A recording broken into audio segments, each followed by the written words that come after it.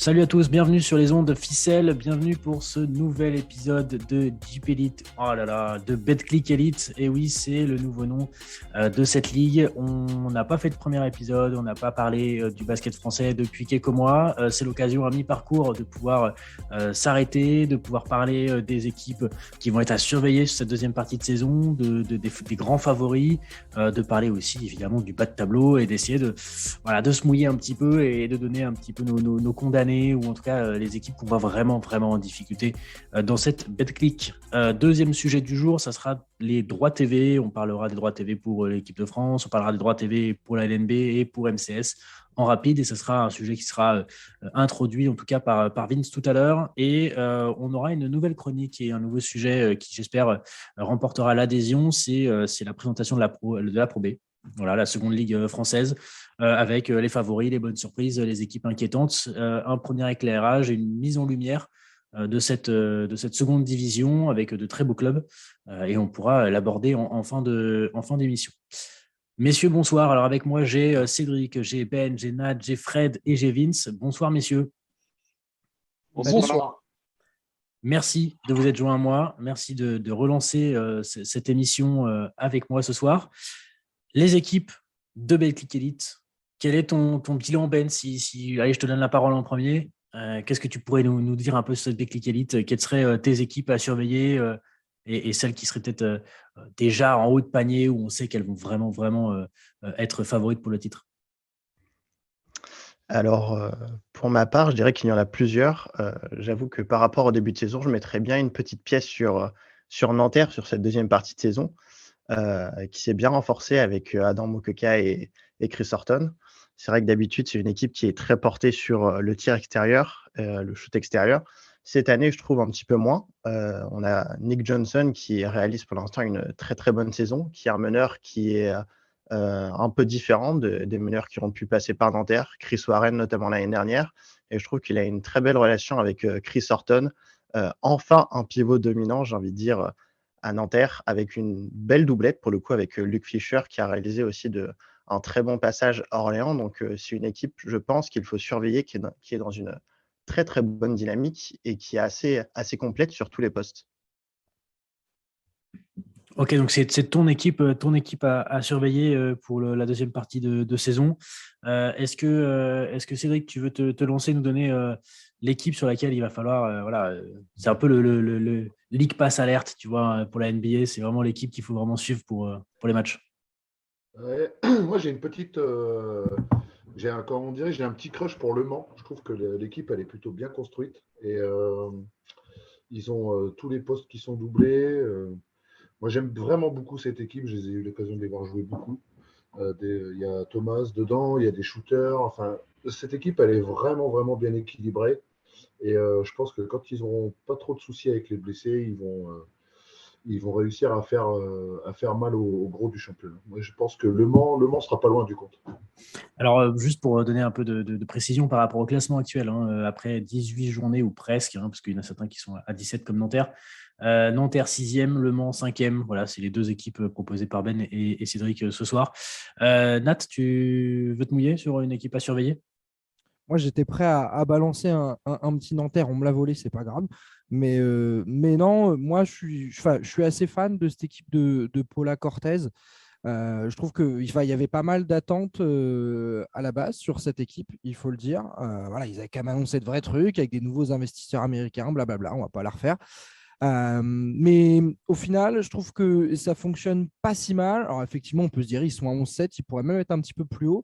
Mais j'ai l'impression que collectivement, ça commence vraiment à prendre et qu'on commence vraiment à avoir un truc intéressant venir. Donc ouais, honnêtement, voilà, moi j'étais parti de base en train de me dire Nanterre, je vais les balancer comme équipe à surveiller, mais je suis aussi pas mal fan de cette équipe de Pau. Donc, Pau qui est 4e derrière, évidemment, les trois mastodontes, hein, Boulogne, Monaco et Lasvel. Donc là, on a cité 4, 5, 6. Donc, Fred, probablement, tu vas nous citer le 7e, Dijon. J'aurais voulu citer les 4, 5, 6, mais je voulais citer en fait tout ce groupe-là, parce que tu as Boulogne qui est parti, Monaco et Lasvel qui vont sans doute à un moment démarrer, entre guillemets, parce que tu as quand même l'impression qu'ils n'ont pas totalement démarré leur championnat, et c'est logique avec l'Euroleague. Mais derrière, quel plaisir de voir cette bagarre entre, tu pars de Pau, qui est 4e sur un point d'avérage pour l'instant avec Le Mans, jusqu'à Gravelines. Bourg-en-Bresse. Ouais. Jusqu'à Bourg-en-Bresse, ça se tient en rien. Et tu fais, oui, Pau, Le Mans et Nanterre ont une belle tête d'équipes qui peuvent aller en play-off, mais il suffit d'une mauvaise série, d'un blessé qu'on ne souhaite à personne pour que l'équilibre soit bien plus fragile. Nat, citait Pau tout à l'heure. On a vu que Pau avait eu avec Bibins et Le Loup une absence contre Paris à la maison. Donc ça peut changer beaucoup de choses. Et tu fais Strasbourg, qui a un super effectif, qui marche bien en BCL, voilà, qui a un travail dans la continuité avec la Sikiovi depuis maintenant quelques saisons. Bah, Strasbourg, tu regardes le classement aujourd'hui, ils sont 8e. 8e, c'est entre guillemets, c'est tout. Moi, je pense que Strasbourg peut remonter plus haut que ça et doit remonter plus haut que ça pour pas tout simplement en playoff sortir d'entrée. C'est pas leur standing des dernières saisons, mais tu as effectivement Le Mans, Pau qui ont des nouvelles ambitions. Nanterre, c'est toujours présent, mais c'est pas des ambitions nouvelles, j'ai envie de dire. Donc voilà, je suis curieux de voir ce que va faire Strasbourg sur la deuxième partie de saison. C'est agréable d'avoir un peu de fraîcheur avec Pau et Le Mans quand même. Hein. Bien sûr, ces deux clubs ont un énorme palmarès, une énorme histoire. Hein. Mais c'est vrai que les dernières saisons ont été un peu plus compliquées pour Pau et Le Mans. Et c'est agréable de les voir là dans ce top 8, hein, de pouvoir voir chambouler un petit peu ce top 8, puisqu'ils sont 4 et 5 aujourd'hui. Vince, je t'ai pas donné la parole sur l'équipe à surveiller, sur ton équipe voilà, qui pourrait faire bouger les lignes sur cette deuxième partie de saison. Bah, je pense que bon, il y a pas mal d'équipes qui ont été citées en outsider. Moi, je rejoins Fred sur Strasbourg. Je pense qu'ils ils vont évoluer en BCL à un rythme différent et peut-être moins intensif que les mastodontes que sont l'Asvel, Monaco et puis on a aussi le Valois les Mets qui sont en Eurocup aussi.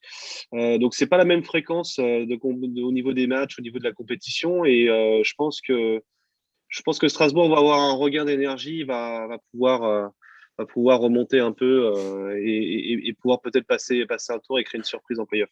Donc Strasbourg 8e avec 9 victoires, 8 défaites, donc 52, quasiment 53% de ratio victoire-défaite. Ben, tu voulais ajouter un point là-dessus? Oui, effectivement, sur les équipes à surveiller, c'est vrai que moi, avant le début de la saison, j'avais 2 équipes sur lesquelles je fondais beaucoup d'espoir, qui sont toujours pour moi à surveiller sur cette deuxième partie de saison, même si pour la lutte pour les playoffs, voilà, peut-être que ça va être un peu difficile. Vous me direz ce que vous en pensez.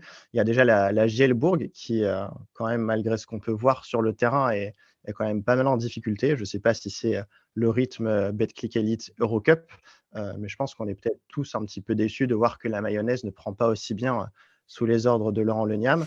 Et il y a aussi Gravelines qui, ces dernières saisons, était sur une dynamique assez mauvaise, qui a effectué quand même un recrutement pas trop mal quand même sur le papier avec une belle ligne arrière et qui peut jouer pour moi aussi le rôle de poil à gratter pour aller peut-être gratter la 8e place. On a fait le tour sur les équipes, en tout cas à surveiller, hein, sur celles qui pourraient bien bouger, qui pourraient avoir une bonne dynamique sur la seconde partie de saison. Si on doit s'arrêter sur, allez, on a 3 gros dans ce championnat, évidemment, hein, que ce soit par la masse salariale ou par les performances. Si on doit se mouiller, qui l'emporte là? Parce que Boulogne, évidemment, 15 victoires, 3 défaites. Qui emporte la saison régulière ou qui est champion? Bon, on va dire qui remporte la saison régulière déjà dans un premier temps. On est quand même mis au moitié de la saison. Boulogne pour Fred. 15-3 et le suivant est à 12-6. Donc déjà, il y a déjà 3 victoires d'avance. Non, mais le suivant, c'est 12-6. Là, Monaco et l'Asvel, ils ont encore à finir l'Euroleague. Monaco peut jouer les playoffs en Euroleague. L'Asvel, bon, ça me paraît c'est un peu plus chaud, mais ils peuvent encore espérer. Mais au moins gagner des matchs et ils vont essayer de faire mieux que l'an dernier. Donc, pour eux, la fin de championnat ne sera pas totalement prioritaire, au moins juste assurer le top 4. Boulogne a en plus l'avantage, double victoire sur Monaco, la victoire à l'Astrobal. Le débat, il est réglé, sauf s'il s'écroule de manière incompréhensible.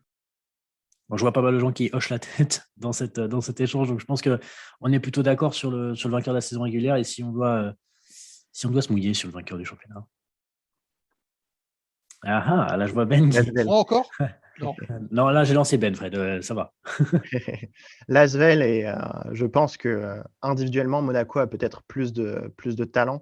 Mais on l'a vu déjà la saison dernière, en finale et tout au long des playoffs, l'Asvel, ils sont vraiment dans la continuité. Ils ont un collectif qui, je pense, est supérieur aux autres équipes du championnat si, bien sûr, les blessures les laissent tranquilles jusqu'à la fin de saison. Ouais, Nat. Je rejoins un peu Ben là-dessus. Je pense qu'effectivement, l'Asvel a vraiment une équipe construite de manière à pouvoir aller chercher un titre au bout, à l'inverse d'une équipe de Monaco qui, pour le coup, peut, je trouve, être extrêmement efficace en Euroleague justement par ses individualités, etc. Mais par contre, quand il s'agit effectivement d'aller chercher un titre, au moins en championnat de France, je pense qu'effectivement, le clan Parker et d'ailleurs tous ceux qui bossent avec lui ont réussi à vraiment construire quelque chose de manière à avoir un vrai collectif. C'est aussi pour ça, je pense que parfois, c'est un petit peu moins flamboyant en Euroleague de part et d'autre. Mais sur des playoffs où effectivement, ça demande de la consistance, ils ont la capacité d'aller chercher quelque chose. Après, on sait que des playoffs, des fois, ça peut être assez incroyable. Il peut se passer des choses, mais peu de doute sur le fait que les trois qui sont devant, on les retrouvera là-haut en playoff, quoi. On ne peut pas tous les retrouver en finale, Non, malheureusement. C'est quelque chose il y en qui est aura sûr. un qui sautera, c'est sûr. Mais Vince, tu vas te mouiller aussi? Est-ce que tu suis l'Asvel comme tes camarades? Non, moi je dis Monaco qui bat les Mets en finale. Ok, c'est une option. Je vois Fred qui Fred lève les yeux au ciel. Ouais, c'est ça. Non, je double. Pour Ah, donc l'instant, nous avons égalité. Donc nous avons deux Asvel et deux Monaco. Monaco, c'est quand même vraiment. Enfin, tu le vois en Euroleague, quand il faut. Depuis le changement de coach, en tout cas, quand il a fallu chercher des victoires à l'extérieur, même quand ils sont menés, là, c'est à Belgrade, il n'y a pas longtemps, là, ils sont à -20. Ils reviennent, c'est incroyable. Alors oui, ils ont un peu des sautes d'humeur derrière le talent de Mike James, mais quelle machine de guerre. Et c'est vrai que c'est intéressant, et ce serait intéressant de les voir en play-off contre les Mets, parce que le match qu'il y a eu en championnat récemment à Monaco, c'était très impressionnant. Allez, on finit le tour sur le favori, sur la victoire du championnat et non plus de la saison régulière. Cédric, si tu veux donner ton point de vue, on a deux Monaco, deux Asvel. Donc c'est toi qui tranches. Ah, ouais, je vais trancher, mais je vais surtout aller sur les métros. Moi, ils m'impressionnent.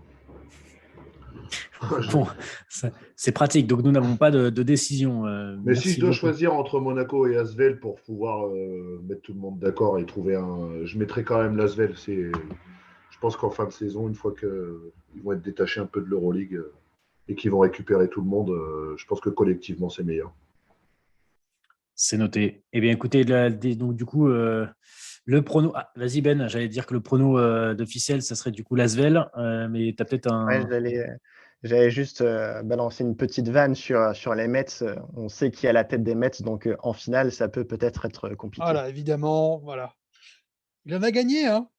Vous êtes méchant. Oui, il en a gagné au moins une. Deux fois champion, hein. C'est pour ça que j'ai dit au moins une. Fred, merci. Du coup, on passe à la catégorie suivante. On a fait du coup les équipes à surveiller, on a fait les gros favoris et puis on a donné notre pronostic pour la victoire finale. Mais en revanche, eh bien, du coup, en bas, ça va se bousculer aussi un peu au portillon et il y a déjà des équipes qui sont en difficulté en bas de ce classement, puisque nous avons le Portel, mais bon, qui est un club habitué du bas de classement ces dernières années et qui a vécu la période Covid un petit peu avec un peu pas de chance, mais en tout cas de positif, puisqu'ils avaient pu se maintenir. Et on a Fos-sur-Mer qui est lanterne rouge de ce classement de Betclic Elite, et juste au-dessus. Quelques victoires. Hein. Il y a 4 clubs. Cholet, Chalon-Reims, Orléans, Paris, qui sont à 7 victoires, 12 défaites. Et le premier relégable est à 5 victoires, 12 défaites. Du coup, messieurs, si vous deviez vous mouiller et que vous deviez nous donner deux équipes qui pour vous, là, à mi-parcours, là, vous les voyez descendre et rejoindre la Pro B. Nat. Moi, quand j'avais fait un petit peu mes pronos de mon côté en tout début de saison, j'avoue que, et ça pouvait paraître dur, mais je voyais Fos en bas et 13 en bas. Ils ont effectivement fait une saison plutôt correcte en Pro B, hein. Ils vont chercher la montée, et ça peut être quelque chose de positif, mais je trouve qu'ils ont conservé beaucoup de leur effectif de la saison passée, et peut-être même un peu trop, et au final, ils ont renforcé avec des joueurs qui n'étaient pas forcément confirmés dans la division ou qui n'étaient pas des grosses têtes. Mais en même temps, le budget aussi faisait que c'était pas facile d'aller chercher des gros joueurs. Donc, Fos, j'avoue que je les voyais quand même assez bas. Et petit à petit, je me suis dit, Chalon-Reims, je les vois pas très haut. Je les ai commentés sur un match amical à Orléans et en fait, je me suis dit, c'est pas si mal. Sur les individualités, tout, Dante Grantam, leur meneur, etc. Je me dis, oh, au final, c'est pas si mal. Et là, je me dis, par contre, au vu de l'actualité, gros point d'exclamation, attention Orléans, quoi. Il y a juste un petit point à rajouter, Nat, c'est que je vous ai donné juste le bilan des victoires et des défaites, mais il faut préciser que le Portel a 2 matchs en moins. Ouais, Voilà. ouais, ouais, Alors ouais. que, alors que toutes les équipes entre la 11e et la 18e place, à part le Portel, ont déjà joué 19 matchs. Voilà. Et Donc, je ne il y sais pas a, si ça jouera, mais comme tu l'as dit, le Portel a l'habitude d'aller chercher des maintiens accrochés sur des fins de saison. Alors, des fois, peut-être qu'au bout d'un moment, tu laisses des plumes et tu descends un moment, mais eux ont l'habitude, quoi. Et après, il y a cette question vraiment Orléans qui enchaîne les blessés et c'est un vrai point d'interrogation parce que si ça continue, ça peut effectivement commencer dans une nouvelle salle à 10 000 places en Pro B. allez, qui veut enchaîner après Nat et qui veut se mouiller sur les deux équipes qui ont un peu une tendance négative. Voilà, j'ai beaucoup moins On de sera tous volontaires là. d'accord sur Faute, je pense. Ça paraît. Alors, la fois, c'est les champions des réseaux sociaux. Enfin, moi, je les vois tout le temps. Je les vois partout. Ils se filment sur les terrains. Je vois vraiment régulièrement. Et ça donne l'impression qu'ils ont un très gros niveau. Je sais Et pas, ça gagne des matchs, les réseaux sociaux? Je suis pas au courant. bah non, mais bon, ça, ça gagne du public. Mais non, ça gagne Certes. pas de match, effectivement. Du coup, ouais, donc tout le monde d'accord sur Fauss, monsieur? Ouais, je vois que tout le monde hoche la Ouais. tête. Pas besoin de revenir sur Fauss. Et du coup, qui accompagnerait Fauss vers la Pro B? Bien malin, parce qu'effectivement, j'ai regardé cet après, mais comme disait Nat, je vois Orléans qui enchaîne et qui perd des joueurs au fur et à mesure. Ils ont quand même 2 victoires d'avance pour l'instant sur le Portel, mais c'est vrai que t'es pas serein. Cholet a l'air d'avoir pris conscience de la situation et de se dire: «Bon, il faut gagner les matchs maintenant». Donc Paris a gagné 1 ou 2 matchs bonus, qui leur font beaucoup de bien quand même. Sinon ils seraient en danger et voilà, le Portel Orléans peut-être oui, si tu parles à l'instant T, ça semble être, des candidats, Le même si duo Orléans gagnant. a son non, le Foss et après Ouais, ouais. l'autre entre Orléans et le Portel, même si Orléans a ses 2 victoires d'avance. Cédric. Maintenant, pour rebondir sur ce que disait Fred, moi, le Portel, la dynamique est chez eux, là, hein. Ils viennent de gagner, ils changent, ils sont en train Eric Girard, il est en train de changer, là. J'ai vu qu'apparemment Nguama devrait partir. Orléans perd Olmer sur blessure. Dinal s'en va. Moi, je les ai vus contre Gravelines, où ils ont fait un super match. Et derrière, contre Dijon, ils sont passés à travers. Et moi, je pense que ça se jouera entre Orléans et Chalon-Reims. Parce que Chalon-Reims, je sais pas, je trouve que la dynamique est au Portel. Je pense qu'ils ont. C'est un mec qui a l'habitude de ça. Ça fait des années qu'il joue le maintien. Moi, je vois vraiment la bataille pour la descente entre Orléans et Chalon-Reims. Orléans, c'est aussi Youssou N'Doye, hein. Aujourd'hui, on a appris, Nat, je suppose qu'il a suivi il a peut-être mieux regardé que moi, qui regarde un petit peu en travers.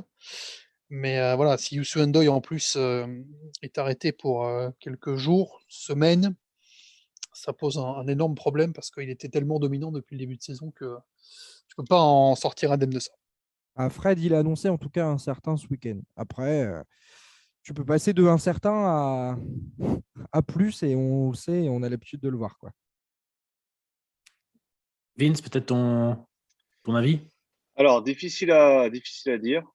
Difficile à dire. Moi, je vois pas que l'aspect sportif, les dossiers et les casseroles pour certains clubs comme Cholet en ce moment, qui a un dossier administratif avec la Ligue nationale de basket et notamment son maire qui est sulfureux. Donc, il peut y avoir aussi un dossier sur tapis vert de descente, on ne sait pas. On ne sait pas, hein, je m'interroge.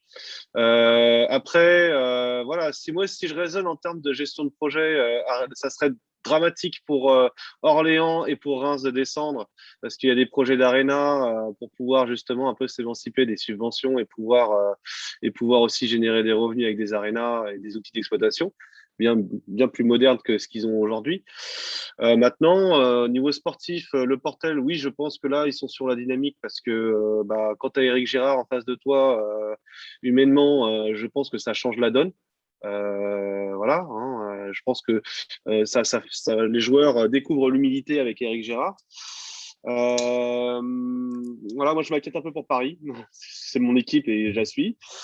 Je m'inquiète un peu pour Paris. Ça serait bête qu'après avoir fait tant d'efforts pour arriver en Betclic, ils redescendent en Pro B dans la foulée. Ouais, mais bon, il y a un joueur quand même qui fait débat au sein de la défense à Paris et c'est un problème qui est toujours pas résolu. De toute façon, le poste 1-5 n'est toujours pas résolu à Paris et tu as beau prendre Toupane qui a un temps d'avance sur tout le monde et qui voit tout avant tout le monde sur le terrain, qui fait la différence. Ça va bien un match et tu tapes le Valois chez toi, mais derrière.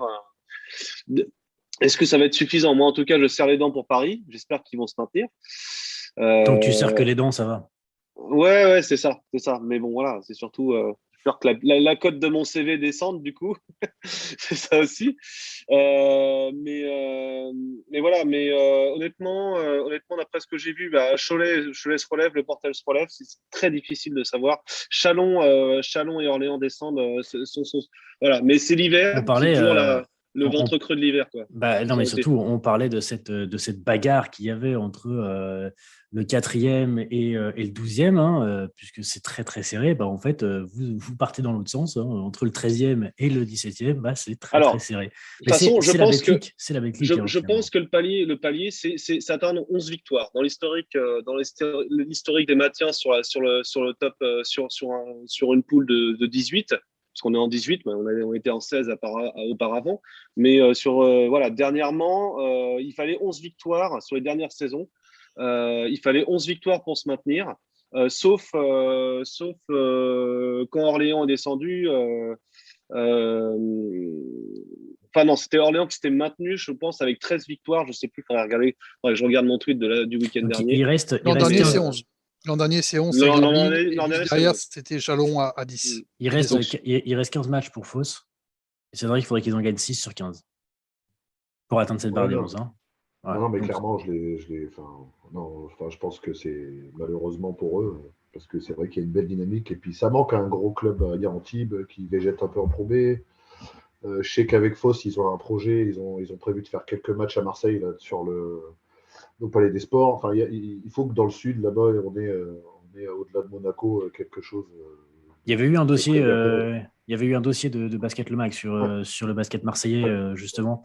Je vous y renvoie. Et voilà, c'est un vieux serpent de mer, cette histoire du basket marseillais. Mais je pense qu'il se trompe de cible. Je pense que c'est pas de s'ancrer à Marseille, d'essayer de construire un club à Marseille. Je pense qu'il faut aller à Aix-en-Provence parce qu'ils ont créé une marque Provence Basket.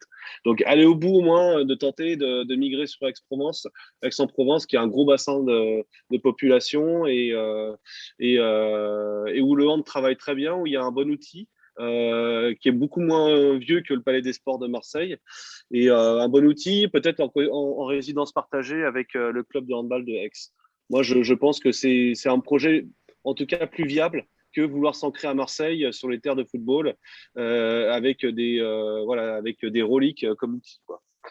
Messieurs, on va avancer parce que ça fait une bonne vingtaine de minutes qu'on est sur ce sujet de la Betclic Elite. Donc, juste pour la partie des condamnés ou en tout cas des ceux qui ont une tendance négative plutôt vers la Pro B, on a Fos-sur-Mer. Mais pour vous, c'est unanime. C'est plutôt une équipe qui va descendre en Pro B, à part sursaut magnifique, mais voilà, peu de probabilité. Et pour une deuxième équipe qui pourrait l'accompagner, vous avez cité en fait finalement les 4 autres. Donc, Paris, Orléans, Reims et un peu le Portel. Je crois que Cholet est passé au travers de vos pronostics, mais voilà. En tout cas, on verra bien ce que ça donne sur les 15 prochains matchs sur cette saison régulière.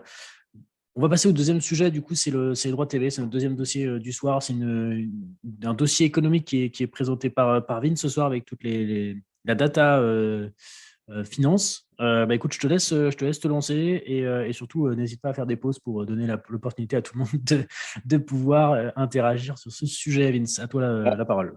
Merci, mais on va parler juste de 3 sujets. Donc, on va parler de l'équipe de France. de la LNB et aussi derrière des droits de justement des championnats européens. Hein, donc avec MCS Basket. Mais voilà, je voulais juste parler dans un premier temps vraiment de l'équipe de France qui revient sur France Télévisions, enfin en tout cas qui débarque sur France Télévisions. Ça faisait depuis 20 ans qu'on attendait ça. J'en parle en premier parce que c'est la vitrine du basket français et c'est un facteur clé de succès pour la popularisation de notre sport. Je pense que voilà, c'était indispensable. Et ça faisait 20 ans qu'on était sur Canal+, et qu'on attendait vraiment une meilleure exposition des équipes de France. Voilà, enfin, bilan mitigé parce que bon, j'ai vu circuler qu'on faisait 200 000 spectateurs sur des championnats d'Europe ou championnats du monde, hein, quand on a nos meilleurs joueurs. Et aujourd'hui, d'après les premières audiences que j'ai vues passer, on serait à 200 000, mais sur les fenêtres de qualification avec notre équipe B ou C, quoi, parfois. Donc, c'est quand même un aboutissement, je pense. C'est un soulagement aussi pour beaucoup de gens. Mais voilà, je pense que M. Ciotat n'y est pas pour hasard aussi. Il a dû travailler avec son rôle de vice-président de FIBA Europe pour pouvoir justement essayer des déterminants dans cette négociation-là. Donc, ça n'a pas dû être simple. Ça n'a pas dû être simple pour lui, mais je pense que voilà, il fait partie de ceux qui nous ont permis de revoir les équipes de France, en tout cas sur les chaînes de télévision du PAF. Voilà. Après, Bonne ou son mauvaise ancien chose contrat. bonne ou mauvaise chose je fais à la volée comme ça. Bonne ou mauvaise chose, Ouais, bien Fred, sûr. l'EDF sur France TV? Ultra bonne nouvelle. Si on peut sortir un tout petit peu de temps en temps de France 4, parce que là, pour l'instant, tout est sur France 4. Le tournoi de qualification, notamment de l'équipe de France dames ce week-end contre Nigeria, Mali et Chine à Belgrade. Voilà. Parce que tu sors de chaînes cryptées ou à péage, ou en tout cas pas accessibles directement sans abonnement, où quand même ces équipes avaient leur place. Maintenant, tu passes sur France 4 qui n'est pas non plus forcément un réflexe. C'est vrai que s'il y avait ces matchs et que de temps en temps, un ou deux, tu vois, s'il y a vraiment un événement, je pense peut-être au match à l'Accor Arena cet été, si l'équipe de France masculine accède au deuxième tour des qualifications, ça peut passer sur France 2 ou France 3, plus facile d'accès ou en tout cas qui sont toujours plus porteuses en termes d'audience pour faire un essai, ça peut être pas mal. Maintenant, on va pas se plaindre. En clair, gratuit les équipes de France. Je vois pas bien ce qu'on peut demander de plus, forcément, déjà. Après, voilà, qu'il y a une événementialisation du truc autour, encore plus. Mais ça, on espère que France Télé le fera. Ce serait parfait. Et en termes de droits, on est en mode gratuit ou on est comme l'équipe l'an dernier, ou est-ce qu'il y a un petit billet Vince ou Fred, hein, peu importe. Fred, je vais prendre la parole. Fred, alors c'est ultra compliqué d'avoir des données, hein, dans l'univers des droits TV, que ce soit sur les audiences ou sur les contrats. Mais bon, j'en ai récolté quelques-unes quand même pour la chronique de ce soir. Heureusement. Voilà. Par contre, sur le contrat FIBA, je parle sous ton contrôle, Fred, mais j'avais cru voir passer que c'était de l'ordre de 4 millions avec la BCL compris sur le contrat Canal. Maintenant, sur les nouvelles conditions, on ne les connaît pas. En tout cas, on n'a pas de source aujourd'hui. Grand mystère pour la partie EDF. Du coup, est-ce qu'il y en a un des trois autres qui veut réagir sur les droits TV France avec France TV? Est-ce que vous êtes impatient de pouvoir les retrouver sur les ondes publiques, Ben? Je l'ai pris de court, Ben. Il n'était pas prêt à débuter son micro. Non, moi je voulais réagir sur la plateforme de la LNB TV que je trouve que c'est une bonne initiative. Après, c'est vrai que je ne sais pas forcément quelle est la part, le pourcentage que les clubs touchent, peut-être même pas en fait. Et je crois que les clubs aussi doivent faire leur propre production. Doivent produire eux-mêmes les matchs. Donc là aussi, je ne sais pas combien ça peut coûter, mais je pense que le basket français aussi, son développement passe aussi par là, des productions de matchs de bonne qualité, puisque le produit a du potentiel et il faut essayer au maximum de le faire rayonner aux yeux du grand public. si on peut se débarrasser de ce système de caméra installé en fin fond de la salle, qui va à 2 à l'heure et qui ne voit pas l'arrivée de la contre-attaque, ça serait super. Alors ça s'améliore, hein. Je fais exprès de forcer le trait, mais c'est vrai que voilà, c'est pas forcément la meilleure des qualités et c'est pas le meilleur outil pour faire des highlights de matchs, voilà, puisque les highlights sont faits par les équipes sur leurs propres actions et donc du coup c'est difficile d'avoir des highlights complets sur un match. Il y a Nat qui veut réagir là-dessus. Je crois a priori, on a un petit peu dérivé par rapport au sujet équipe de France, Oui. mais peu importe. Mais sur ce sujet de la Keymotion, enfin cette caméra dont tu parles, au final, c'est deux caméras qui se croisent, hein, et qui captent les mouvements des joueurs sur le terrain, effectivement, pour commenter très régulièrement des matchs à la fois de Betclic et de Pro B via cette Keymotion. C'est une sacrée galère et tout dépend de la connexion des salles, mais des fois, on voit des joueurs bien pixelisés. Mais c'est vrai que c'est mieux que rien, mais c'était une question qu'on s'était posée. Et Fred était d'ailleurs sur cette discussion sur Twitter. On en avait parlé avec je ne sais plus qui, là, où c'est un nouveau truc sur Twitter. Bref, on peut faire des conférences audio. Et on parlait du fait que les clubs pouvaient eux-mêmes investir dans des productions. Ça a été souvent fait la saison passée. Mais la vraie question, c'est pourquoi ce ne serait pas une obligation de la LNB aussi. Au final, effectivement, hein, c'est un investissement. Hein, c'est environ 2, 3, peut-être 4 000 euros par match. Mais qu'est-ce que ça pourrait être rentable, tout du moins pour la visibilité du basket? Voilà. On a beaucoup de mains qui sont levées, mais comme tu as sollicité Fred, est-ce que Fred, tu veux réagir rapidement et Les après il y a clubs l'ont Vince fait l'an dernier, contraints et forcés pour exister, parce que les salles étaient vides. Après, tu leur as dit, OK, on va remettre le public dans les salles. Ils vont te dire, très bien, l'investissement qui coûte X milliers d'euros, ça dépend, hein, entre sans doute 2, 5, voire 10 000 euros pour faire une production télé, tout simplement, même si c'est plus cher pour des chaînes de télé encore, ça a un coût pour des clubs. Et les clubs te disent, on préfère mettre ça en joueur et que le public vienne à la salle.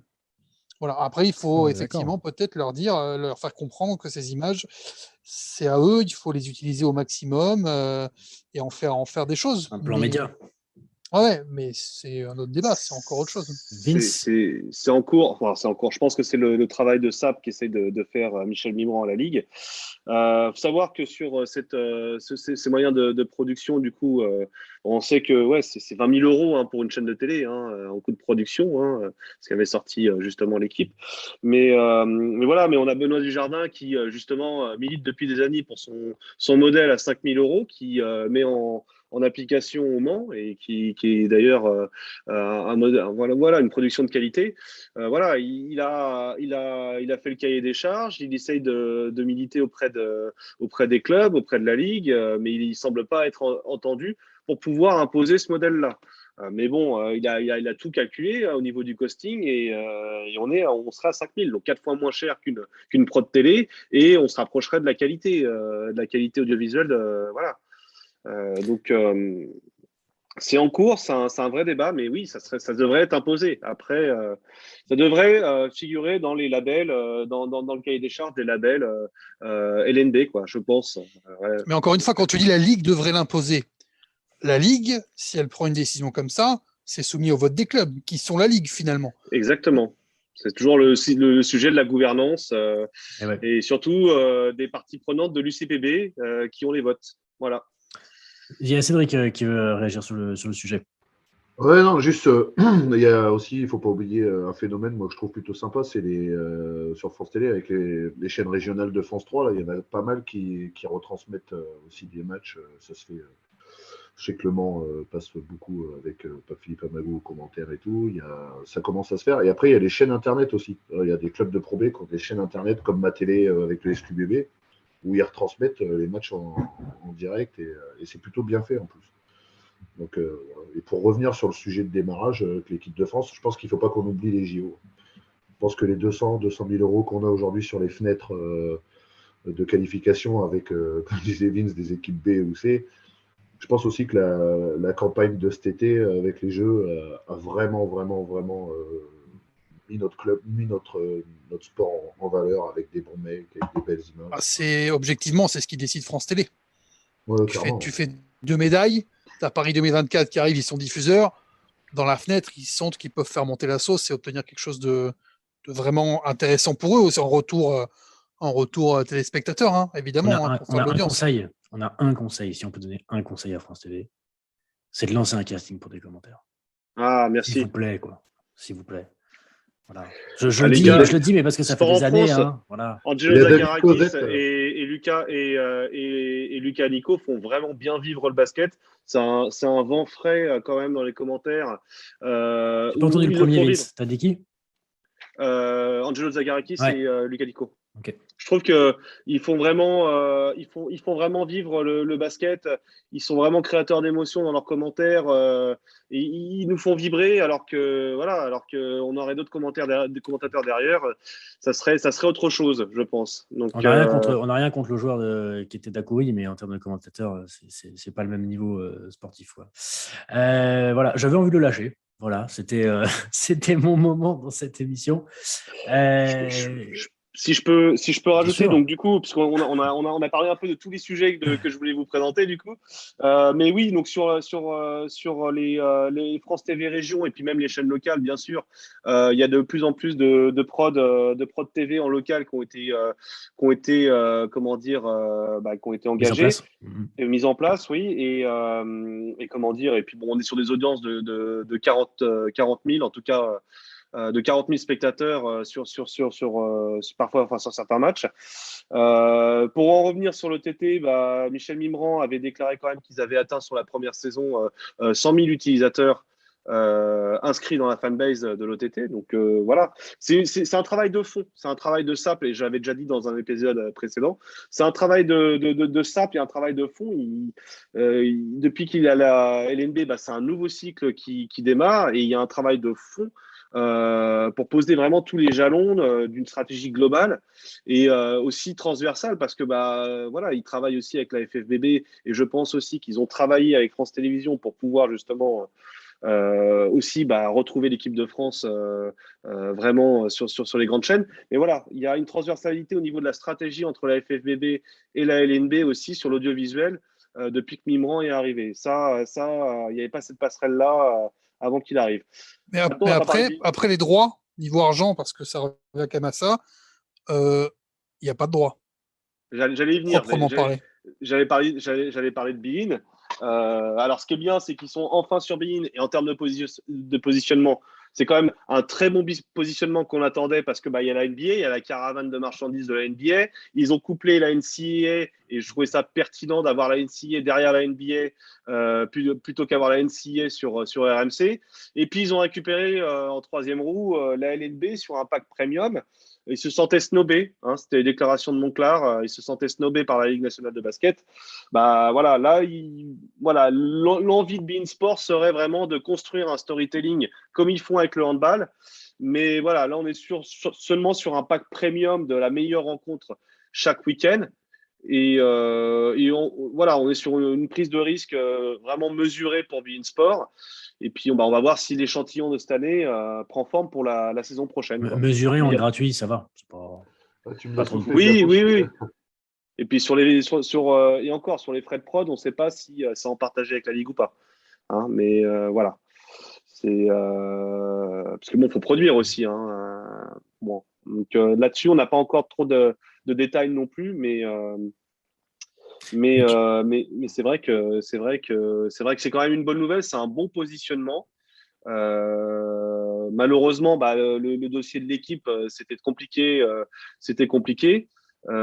Pour des raisons de planification, parce que le comité directeur de la Ligue nationale de basket l'année dernière a eu l'excellente idée de suspendre le championnat, alors que les autres championnats professionnels tournaient. Donc ça, bien sûr, ça a été disqualifiant pour nous de l'engagement avec l'équipe, et finalement on atterrit sur beIN Sport, et c'est pas forcément une mauvaise nouvelle pour le traitement en tout cas du basket. Est-ce que quelqu'un veut réagir sur le positionnement Betclic sur beIN avant qu'on passe à la partie Europe avec MCS L'horaire est bon. L'horaire est bon, fin de dimanche, entre 17 et 19, c'est sans doute l'horaire idéal pour la top affiche. Derrière, tu as la NBA. Ouais, la SNL, le SNL derrière. Il n'y a pas grand-chose à dire. Hein. On est quand même en première partie de la NBA, quoi. Finalement. Levé de rideau. Ouais, c'est ça, t'es en levé de rideau. T'es le jeune artiste qui lance les stars. Je voulais juste sortir quand même les chiffres, quand même, parce qu'on était sur RMC Sport pour un contrat mirobolant de 10 millions. Et je pense que c'est ce qui nous a tués. Je pense que c'est ce qui nous a tués, puisqu'il faut savoir que sur la même période, la NBA sur beIN Sport, c'était 4,5 millions, de 2012 à 2016. Après, ils ont créé de la valeur, ils ont valorisé le produit, ils sont arrivés à 7 millions par saison.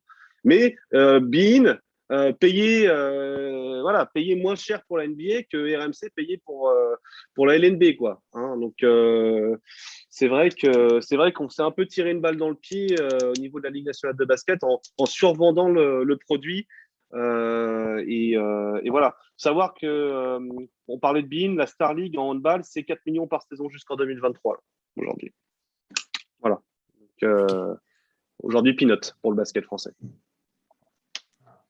Mais on va se refaire, on va se refaire la cerise. De toute façon, il faut bien recommencer par le bas avant de pouvoir prétendre à avoir des gros contrats. Malheureusement, il faut remettre en avant le sportif, essayer de retrouver des rendez-vous réguliers, d'essayer de refidéliser.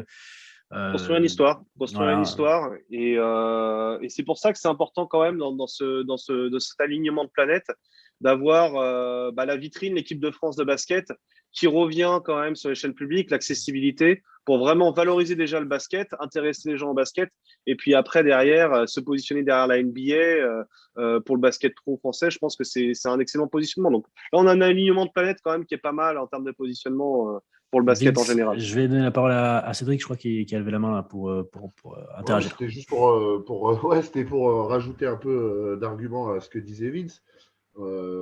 C'est certainement cette année le bon créneau avec les rosters qu'il y a aujourd'hui dans les équipes de Jeep Elite pour suivre le basket depuis 20 ans. J'ai jamais vu ça, quoi. Je veux dire, il y a des joueurs, il y a des magnifiques joueurs, il y a des équipes, ça joue. Je pense que c'est une des meilleures saisons que j'ai vues en termes de roster depuis très très longtemps. En même temps, l'augmentation de la masse salariale fait que les clubs se le permettent. Et on a des clubs performants en Coupe d'Europe, 2 représentants en Euroleague également. Après, on peut dire que Monaco n'est pas forcément représentant français, mais bon, ça c'est un autre débat. Mais nos équipes françaises figurent de mieux en mieux, en tout cas année après année, dans les Coupes d'Europe. Et depuis quand Dijon, Strasbourg l'année dernière aussi. Et depuis quand on n'a pas eu un club aussi haut en Euroleague? Enfin là, pour le coup, il y en a 2. Je crois que c'est top 12 les deux. De mémoire. Du coup, 2 clubs français dans le top 12 de l'Euroleague, ça fait un bail qu'on n'a pas eu ça depuis Limoges il y a quelques années. Donc, c'est aussi un bon vecteur de mise en avant du basket français. Quand il y a des résultats aussi sur la scène européenne, c'est porteur. Mais voilà, donc ça, si vous suivez Ficelle Europe, c'est l'autre branche de Ficelle et qui s'occupe de parler de toutes les compétitions, BCL, Euroleague, il y a vraiment tout. Vous pouvez tout retrouver, toutes les analyses avec Adrien et son équipe. Est-ce que, Nat, tu veux réagir juste sur la partie LNB avant que Vince nous parle de MCS? Non, pas plus que ça. Pas plus que ça. J'ai parlé de ma fameuse Keymotion. Voilà, ça te suffit. Tu as fait ton intervention sur le sujet. Merci beaucoup. Du coup, on passe à Vince sur la partie MCS. Basket.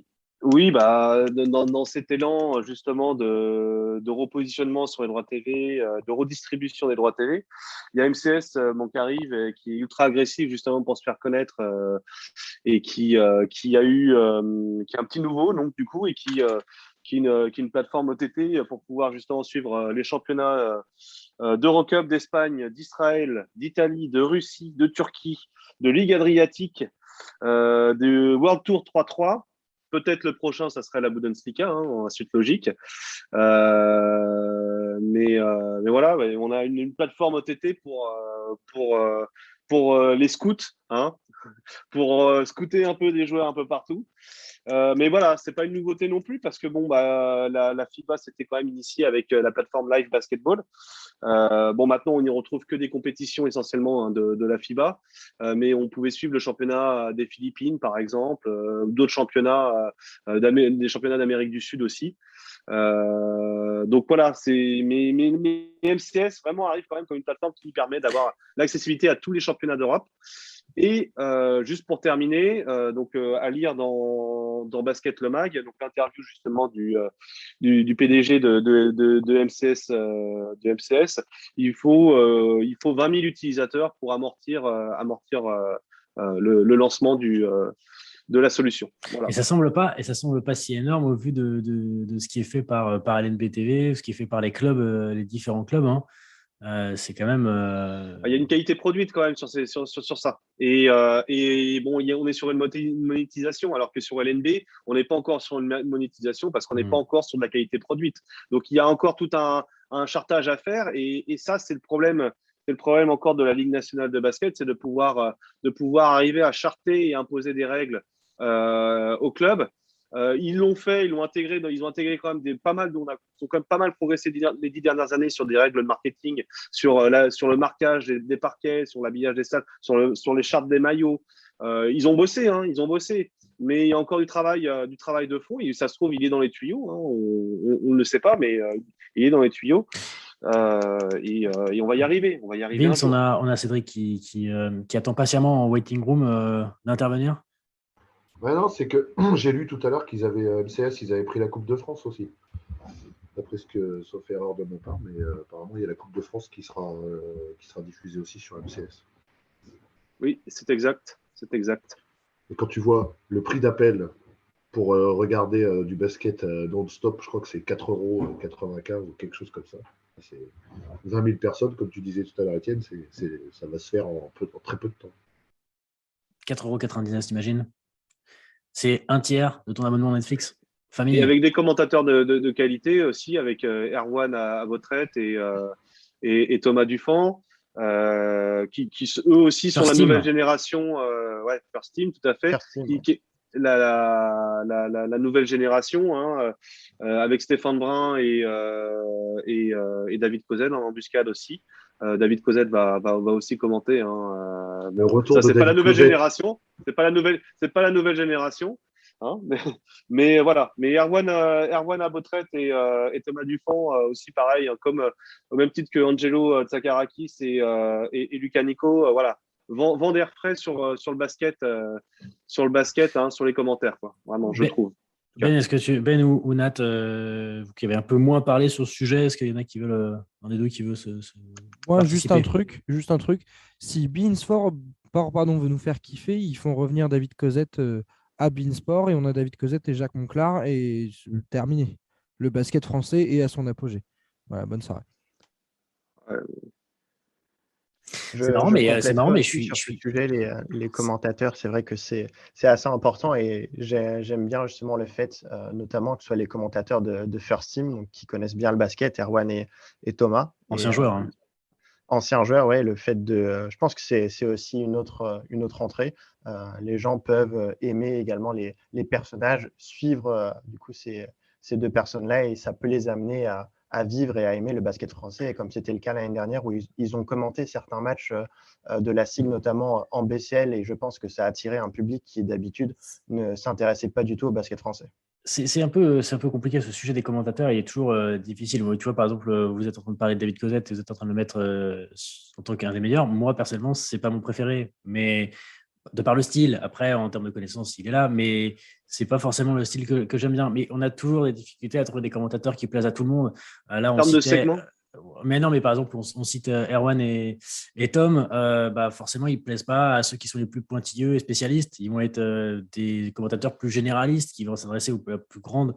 Oui, mais on est sur le temps de l'ouverture aussi, parce que comme je te l'ai dit, on l'explique, c'est qu'on doit s'ouvrir au maximum au public aussi pour pouvoir justement faire vivre le sport et populariser le sport. Après, oui, c'est vrai que je partage ton avis sur David Cozet et par exemple Stéphane Brun. Moi, je vois plus sur un segment l'équipe, et plutôt que sur Beansport, honnêtement. Voilà, et puis ça ne parle pas forcément aux mêmes générations. Mm-hmm. C'est vrai que moi, David Cozet, c'est pas mon préféré. Par contre, j'aimais beaucoup son duo avec Jacques Monclar parce que il est bon, faut pas lui enlever ça. Il est très bon pour lancer des chroniqueurs à côté, quoi, ou des consultants. Est-ce qu'on peut faire la comparaison? Est-ce que ce sont les Jean-Michel Larquet et Thierry Roland du foot? De basket plutôt? De loin, ouais, complètement. Évidemment. De loin. Évidemment. Puis ils ont le timbre. Moi, là où je suis pas d'accord avec ce que vous disiez par rapport à la First Team, où c'est des super gars qui sont remplis de dynamisme, et c'est du vent frais, je suis bien d'accord. Que ce qu'il ne faut pas oublier, c'est que des Georges Eddy, tu l'entends une fois, tu sais qui c'est. Cosette, c'est pareil, tu entends son timbre de voix, tu sais qui c'est. Monclar, tu entends son timbre de voix, tu le connais. Je pense que c'est des gens qui marquent par cette empreinte vocale, en fait. Mais George Eddy, il a marqué les années 90 et début des années 2000. Est-ce qu'il est encore en haut du game aujourd'hui, tu vois? C'est une question que je pose. Hein. Il est à la Non, mais il est à la retraite, mais Il faut essayer. Hein. Ça se trouve, les jeunes, ils seraient heureux comme tout de le voir arriver avec ses expressions de franglish. De franglish. Petit dernier, Nat, tu voulais. T'as encore Non, ta mais main juste levée. pour rebondir sur cette question commentateur, effectivement, je pense que de toute façon, personne ne pourra combler tous les fans de basket. Et c'est aussi ça, en finale, qui est super intéressant. C'est-à-dire que moi, quand LNBTV a commencé, j'en entendais beaucoup qui me disaient ouais, on se fait chier, etc. Il y a des commentaires, c'est nul. Et puis, le seul truc que je leur répondais, c'était qu'en fait, il y en a pour tout le monde. En fait, vous, ça vous plaît pas. Peut-être qu'à d'autres, ça plaît. Moi, effectivement, des fois, j'écoute ça, ça m'ennuie. Mais en même temps, la preuve, par exemple, avec Cédric, on est en train de dire le duo Jacques Monclar, David Cosette, c'était super kiffant. David Cosette est génial. Vince dit bah moi, c'est pas forcément mon préféré, toi non plus. Et puis ça s'entend, quoi. Mais d'une certaine manière, la question, c'est est-ce qu'on veut consolider notre fanbase ou est-ce qu'on veut s'ouvrir justement à une autre fanbase? Puis le débat est super long et on en aurait pour des heures. Mais tu sais, il y a un point aussi qui est important, c'est que quand tu regardes du basket ou du sport américain, tu as des commentateurs qui sont très, très costauds. Mais attention, très, très costauds, c'est-à-dire qu'il n'y a pas d'hésitation, c'est du flow, c'est de la connaissance absolument monstrueuse, aidée par des outils analytiques complètement fous. Donc, effectivement, quand tu les écoutes, c'est absolument fou. Mais en revanche, tout le monde n'est pas, toutes les équipes, par exemple, des NBA ne sont pas loties et ne sont pas à la même enseigne. Typiquement, il y a des commentateurs qui sont moins bons dans certaines franchises. Je ne dirais pas parce que, bon, attention à ne pas se faire taper par les franchises derrière sur Twitter, mais il y en a certaines qui sont moins bonnes que d'autres. Voilà, moi, j'en ai un voilà, que j'apprécie moins. C'est celui qui dit tout le temps à la Q Arena. Bon, il y a un commentateur comme ça, et c'est tout le temps les mêmes expressions qui reviennent, tout le temps, tout le temps, tout le temps. Et normalement, moi, ça me lasse personnellement. Mais tu don't like voilà. that, tu don't like NBA basketball. Ça, c'est 30 mais... ans qu'on l'entend. Hein, ça. C'est comme ceux qui disent bah, c'est une super défense, bah ouais, mais tu t'es quand même pris un panier sur la figure. Ouais, mais c'était quand même une défense monstrueuse. Ouais, mais tu as quand même pris ton panier. Donc voilà, il y en a pour tous les goûts, c'est ce que je voulais dire, effectivement. Et même aux États-Unis, où ils sont quand même assez experts sur ce domaine-là, il y en a pour tous les goûts. Et pour toutes les envies. On enchaîne sur le dernier sujet parce que du coup, on est quand même à 50 minutes quasiment d'émission et on a quand même un gros morceau maintenant parce que on a Cédric, Nat et Ben qui vont se faire un malin plaisir de nous faire un peu l'équivalent de ce qu'on a fait sur la Betclic mais sur la Pro B. Et il y en a des équipes dont on peut parler et je pense que là, il va y avoir du lourd et donc j'espère que ça plaira et qu'on retrouvera la Pro B plus régulièrement. Qui veut lancer le sujet de la Pro B? Ben, Nat, Cédric? Ouais, Cédric, peut-être un peu moins chaud sur le fait de le lancer. Ben, Nat? Ouais, c'est pas parti. de souci. Alors, du coup, juste pour rappel, juste pour refaire les catégories, vous voulez faire favoris, les bonnes surprises, les équipes qui sont un peu inquiétantes en Pro B, c'est ça? C'était le thème C'est ça, ouais. Exactement ça. Et j'aurais plutôt envie de partir à l'inverse de ce qu'on a fait sur la Betclic Elite par les équipes en difficulté, ou en tout cas, moi, les équipes qui me déçoivent, et je laisserai ensuite la parole aux autres. J'ai listé 4 équipes qui me déçoivent, dont une particulièrement qui est dans une situation très inquiétante. C'est Rouen, où j'ai vu sur les réseaux, Nat notamment, où tu parlais de la malchance d'Orléans. Je range Rouen aussi dans cette case. Ils ont été énormément gênés par les blessures, les arrivées tardives, le Covid, et malgré un effectif assez séduisant sur le papier, la mayonnaise ne prend pas. Le coach vient d'en faire les frais. Et pour un club qui joue aussi dans un outil extraordinaire qui est la Kind Arena, ça sent vraiment pas bon et j'ai du mal à les voir se relever. Parmi les autres équipes également qui m'inquiètent, en tout cas qui me déçoivent, j'ai mis les Béliers de Quimper également, qui font quand même du très très bon travail sur ces dernières saisons. Cette année, c'est un peu moins le cas. La construction de l'équipe est un peu plus bancale. Il y a des joueurs qui sont un peu moins dominants, des blessés également. Je pense que David Jackson notamment manque énormément à cette équipe. Lui qui est censé être le leader, le scoreur offensif de cette équipe, qui est blessé, qui est très expérimenté. Aujourd'hui, ça manque d'un taulier et la raquette également est un peu, et je trouve un peu faible. Voilà. et Boulazac aussi, mais là, je vais plutôt vous laisser vous exprimer sur vos équipes qui vous déçoivent. Juste une question avant d'entamer Anat par la suite, mais il y a Vince qui veut interagir. Tu voulais interagir sur Rouen, Vince? Oui, sur Rouen, parce que je pense que le problème de fond, il est en coulisses. Pendant les 20 dernières années, il y a eu une Véronais dépendance et Véronais est un peu parti au dernier moment, à l'entrée du mercato d'intersaison. Il s'est barré à l'Asvel. Hein, il a eu un ticket, un ticket pour aller Le aller staff. remplacer François Lamy à l'Asvel. Donc derrière, il y avait aucune anticipation. Il y avait aucune anticipation dans l'organisation de Rouen, et personne ne présageait un départ comme ça de Véronais. Et je pense que c'est voilà, c'est la causalité vraiment des arrivées tardives et de la saison que vit Rouen en ce moment.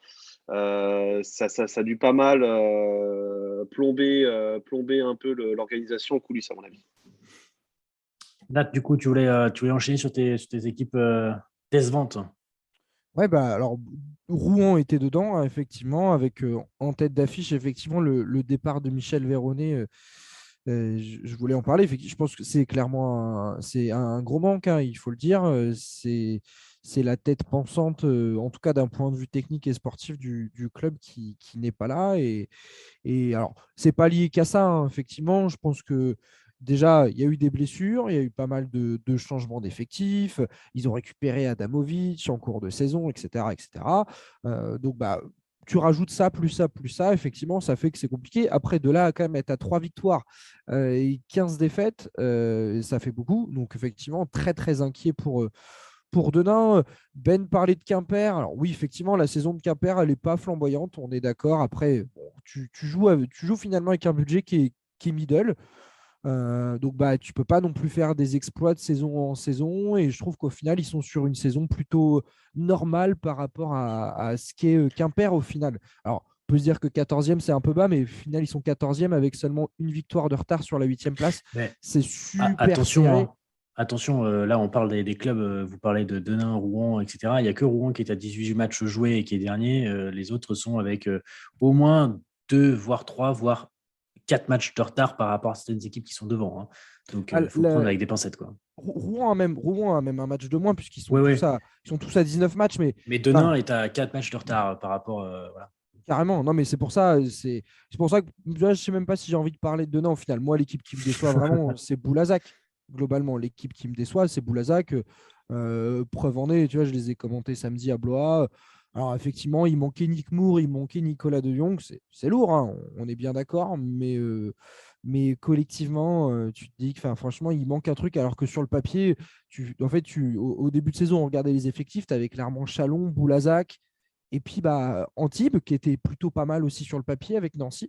On les voyait vraiment. Enfin, moi, en tout cas, personnellement, je les voyais en haut. Boulazac, pour moi, c'est ma grosse déception de ce début de saison. Après, ils se maintiendront, il n'y a pas de souci. Après, l'objectif, c'était pas le maintien pour Boulazac, quoi.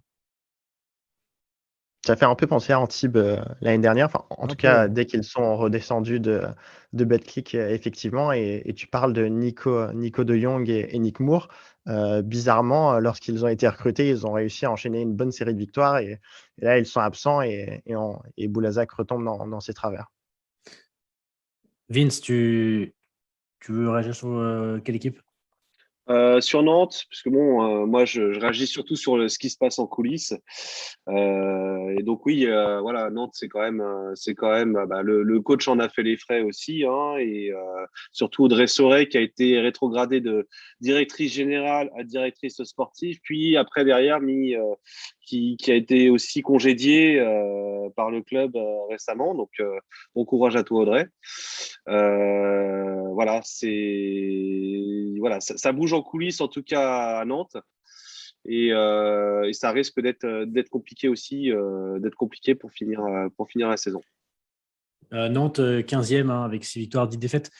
Cédric, à ton tour sur tes équipes décevantes jusque-là. Oh bah là, je suis assez d'accord avec ce qui a été dit. Et juste sur Nantes, enfin, Boulazac, pour moi, c'est ce qui me déçoit le plus, parce que quand tu vois le roster, quand tu vois ce qui s'annonce, le projet, c'est quand même Vincent parlait de structure. Je trouve que c'est un des clubs de Pro B qui s'est vraiment bien structuré, qui s'est bien entouré depuis quelques années.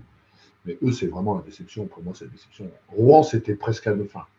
Rouen, il ne faut pas oublier que ça fait quand même quelques années que c'est en dents de scie, que l'année dernière, ils avaient même arrêté le centre de formation en cours de route. Enfin, je veux dire, il y avait pas mal de problématiques. Mais la grosse déception tout de suite, au-delà de Quimper qui a perdu quand même pas mal de joueurs, c'est surtout Boulazac, quoi. Mais sur Nantes, je ne suis pas d'accord parce qu'ils n'ont que 15 matchs de jouer. Et ils vont. Bah, Ah ouais, ok. Toi, j'avais 10-5, moi, donc c'est pas grave. Mais Nantes, ils vont se renforcer là dans peu de temps. L'entraîneur, c'était un pari à l'époque qu'ils avaient tenté. Ça a fonctionné quelques temps. Et ouais, Audrey ferait pareil. Il y a un microcosme nantais qui est, pour tous les sports qui est compliqué.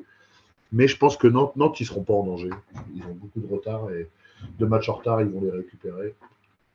Je pense qu'ils ne seront pas en danger. Par contre, moi, j'ai un épouvantail où j'ai du mal à avoir un avis. C'est l'entente Alsace. L'ASA, alors, ils sont capables d'aller gagner à Nancy et de perdre contre Rouen. Enfin, je veux dire, pour moi, c'est l'épouvantail. Je ne sais pas comment ils vont finir la saison, s'ils vont réussir à se maintenir ou pas. En tout cas, s'ils se maintiennent, c'est magnifique. Pour ceux qui cherchent l'entente Alsace, en fait, c'est Gris-Souffel. Hein. Voilà, juste pour le nom. Ouais, pour ceux qui cherchent dans les classements, parce que moi j'ai cherché dans les classements, je me dis mais toi je connais pas ce club, c'est où? Et du coup, sûrement un problème de greffe. C'est toujours compliqué les histoires de fusion. Même si bon là, eux sur cette fusion-là, ils sont pas trop loin. Je crois qu'ils sont à 12 km l'un de l'autre, mais toujours compliqué d'avoir le cul entre deux chaises. C'est toujours ces histoires de fusion qui sont compliquées. Et là, c'est la première saison. Ouais. Et c'était deux faibles budgets. Hein. C'était deux faibles budgets qui ont mutualisé pour avoir une seule entité. Mais voilà, ça a été compliqué dès le départ où déjà il y avait débat sur le coach qu'il fallait garder. Du coup, ils n'ont pas gardé Pouillard. Bon, Pouillard qui va rebondir à Rouen. C'est Rouen qui rebondit bien, si je dis pas de bêtises. Bref. Ça, ouais. Ouais, c'est ça. Et enfin voilà, c'est compliqué, hein, mais c'est toujours compliqué d'arriver dans un projet où il n'y a pas de base, où il n'y a pas de repères, où on crée finalement un nouveau club. Mais voilà, et peut-être qu'une entité va en lâcher une autre au bout de 4-5 ans, quoi. Donc c'est compliqué. C'est compliqué. Comme Vichy Clermont, oui. Ouais, c'est ça, Vichy-Clermont, Chalon-Reims. Chalon-Reims, on peut en parler, ça sera Reims parce qu'ils vont avoir une aréna de 5000 places. Donc Chalon va passer à la trappe. Mais Vichy-Clermont, pareil, j'en parle avec le coach. C'est compliqué. Le coach, il est clermontois, mais le vivier de supporters, il est à Vichy. Enfin, c'est compliqué. Hein. Et puis, c'est toujours aussi soumis aux collectivités locales. Donc, derrière, au niveau territorial, le financement, il va forcément toujours basculer pour le club de la plus grosse métropole. Et voilà, mais c'est toujours des arrangements un peu bâtards. C'est toujours compliqué. C'est toujours compliqué de voir un futur pour les fusions. Il y a toujours un qui finit par bouffer l'autre. Hein. Moi, je connais ça, hein, Poissy-Chatou, dans les années 90. Voilà, c'était mon club. Voilà, je suis Poissy. Et quand Chatou s'est désengagé, voilà, c'était compliqué. Et puis après, derrière, liquidation judiciaire, quoi. Donc, voilà, c'est compliqué. C'est assez complexe. C'est complexe. Mais c'est pas durable. Non, juste rapidement, parce que Vichy-Clermont, forcément, je suis plus qu'appliqué, parce que j'y passe 3 fois, j'y passe mes semaines là-bas, à Vichy. Vichy-Clermont, ils ont testé le fait d'amener le basket à la métropole une fois que le stade clermontois est descendu petit à petit. Mais bon, voilà, je pense que ça a été fait sans projet vraiment sur le long terme. Et bon, là, ce qu'il faut voir surtout aujourd'hui, c'est que là, c'est la dernière année que ce sera Vichy-Clermont. L'année prochaine, tout le monde l'a vu, hein, les couleurs ont changé, les logos ont changé, ils sont revenus sur le JAV. Donc l'année prochaine, normalement, le Clermont-Ferrand va s'enlever de ce projet-là. Après, par contre, Reims-Chalon, ils ont créé une marque quand même. Ils ont créé Champagne Basket, ils ont rattaché les filles avec. Reims, moi, j'ai joué à l'ESP, donc feu l'ESP, donc j'ai toujours un peu mal au cœur quand je vois que ça fait ça. Mais au-delà de ça, cette fusion Reims-Chalon, elle a été mieux pensée, elle est partie sur des projets, sur du long terme. Et aujourd'hui, ils ont créé une marque qui est Champagne Basket. Et je pense que eux, ça va fonctionner. On va enchaîner parce qu'on est on est quand même à 1 heure d'émission, messieurs. Parce que le temps passe vite quand on parle de basket. Mais on n'a pas fini la Pro B, donc du coup, qui enchaîne sur la catégorie suivante? Du coup, Ben, tu le fais dans quel sens là? Parce qu'on a commencé par les équipes inquiétantes, tu veux enchaîner sur quoi du coup? Allez, on peut faire peut-être les équipes favorites, en tout cas celles qu'on voit très haut sur cette fin de saison. Moi, personnellement, avant le début de la saison, j'étais assez chaud sur 2 équipes. Le SLUC Nancy, une équipe que je trouve, qui est très habituée à la Pro B, qui a fait signer comme coach, Sylvain Lottier, qui est un coach qui a déjà vécu des montées et notamment avec Boulazac et qui sait comment construire des effectifs pour répondre aux spécificités de la Pro B.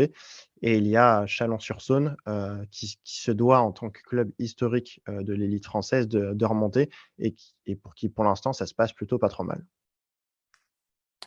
Nat, du coup, les mêmes?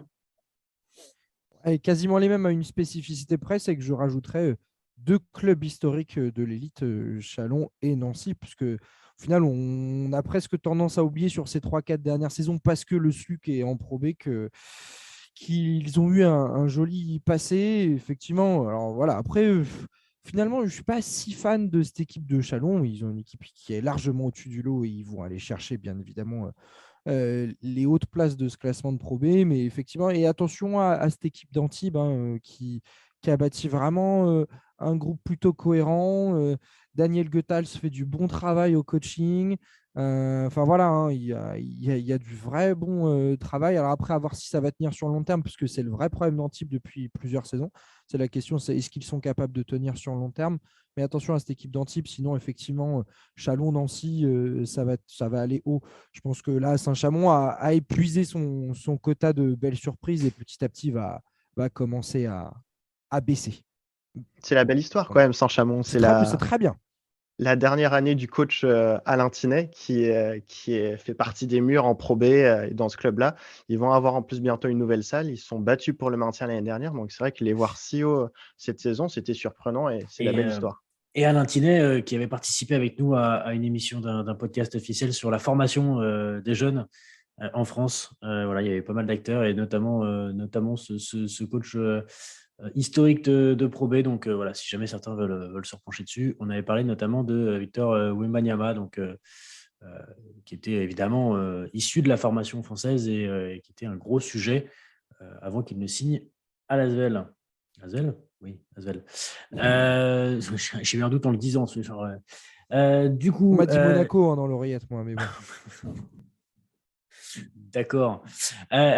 Du coup, qui veut Cédric, tu t'avais 3 des favoris? Moi, je vais pas être hyper Innovant. original parce que Chalon-sur-Saône, moi j'étais très inquiet en début de saison. Je les ai vus faire les matchs de préparation. De prépa, mais de la Leaders Cup. La Leaders Cup, et j'étais vraiment inquiet. Quand j'ai vu les 3 matchs, je me suis dit, oh, là, le coach, il va pas faire longtemps. Et ils sont arrivés en championnat, c'est parti tout droit, et tant mieux pour eux, parce que tant mieux pour cette ville, tant mieux pour la ferveur qu'il peut y avoir là-bas, parce que c'est des gens qui méritent, tout comme à Nancy.